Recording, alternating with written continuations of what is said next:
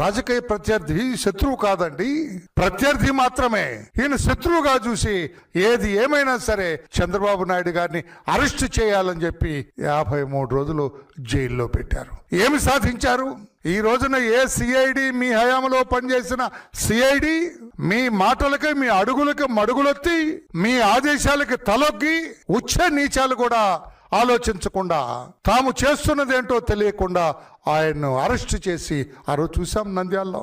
ఆనాడు ఉన్న CID DG కావచ్చు, వెంకటరమణారెడ్డి గారు, కొల్లి వెంకటరమణారెడ్డి గారు కావచ్చు, వీళ్ళందరూ కూడా వ్యవహరించిన తీరు పోలీస్ అధికారులుగా కంటే, దర్యాప్తు అధికారులుగా కంటే ఒక ఫ్యాక్షనిస్ట్ కి తలొగ్గిన అనుయాయులుగా మాత్రమే వ్యవహరించారు.